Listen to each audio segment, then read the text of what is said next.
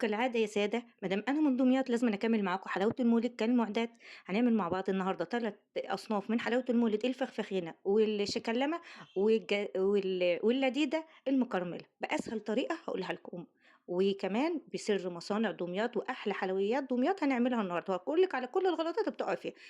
أول حاجة هاعملها الفخفخينة، هاجهّز لها كده نُص كوباية من اللبن البودرة، نُص كوباية من السكر، نُص كوباية من المَيّة المغلية، ومعلقة كبيرة من الزبدة، وأقلّب كده يبقى إحنا كده حصلنا على أحلى حليب محلى مكثّف، تمام.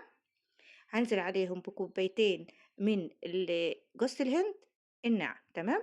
أهم حاجة يكون ناعم، وأعملهم كده لمّا يوصل معاكِ القوام اللي أنتِ شايفاه ده، تضغطي عليها تضغط معاكِ كده، خلاص هاجيب بقى رول من القمر الدين، ورق يعني اللي إحنا بنشتريها دي قمر الدين، تمام. وهابدأ بقى ألِف كده وأفرد فيها جوزة الهند، وأبدأ ألفّها وأدخّلها التلاجة لمدة ساعة، تمام. هنعمل بقى الوصفة التانية، لازمًا يكون معانا جوزة الهند الناعم. أنا كنت باورّيكم إن ده معايا ناعم ومعايا اللي هي زي حبّاية الرز، تمام. باورّيكم الفرق ما بين الاتنين. معايا هنا 5 بيضات، كوباية وربع من السكر، مع نقطتين قصنص حليب وفانيليا، ومعلقة من الزبدة الكبيرة، ممكن تستخدمي سمنة، تمام.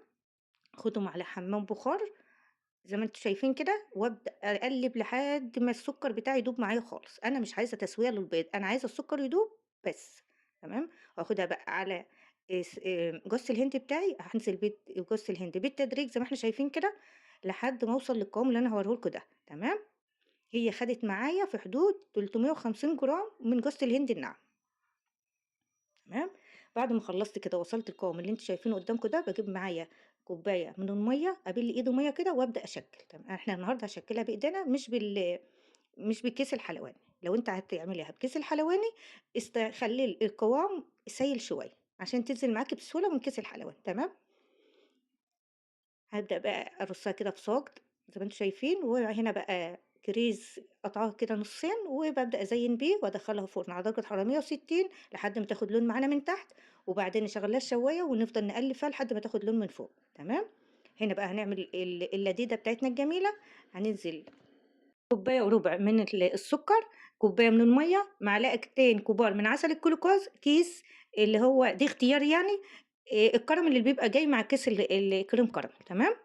ورشة بسيطة من ملح الليمون، وهنحطهم على النار، وآخد بقى جوز الهند بتاعي كده وأبدأ أدّي له تحميرة. هنا نسيت أقول لكم إن أنا استخدمت كوبايتين ونُص من جوز الهند الناعم، هنا حمّرته بدون أي مواد دهنية. أنا عايزاه يتحمّر معايا وياخد لون واحد، هنفضل نقلِّب كده على النار، وكمان عايزاه يبقى سخن برضه عشان أمّا أحطه على الشربات أو السيرب بتاعنا يكون ده سخن وده سخن، ما يمسكش معانا على طول، تمام. طبعًا حطيت هنا كيس فانيليا، وهاقول لكم على القوام اللي إحنا عايزين نوصل له، تمام. هنفضل نقلِّب كده نوصل لكرة ليّنة كده، خلاص وصلت معايا الكرة ليّنة، نطفي النار وننزل بجوز الهند ونبدأ نقلِّب. وطبعًا باكون مجهّزة معايا صينية فيها كيس مفروش مدهون بفرشة من الزيت، وهابدأ أنزل كده باللذيذة بتاعتي الجميلة دي، وأبدأ أسويها. أي حاجة بقى هاستخدمها هنا تكون مدهونة بزيت، تمام.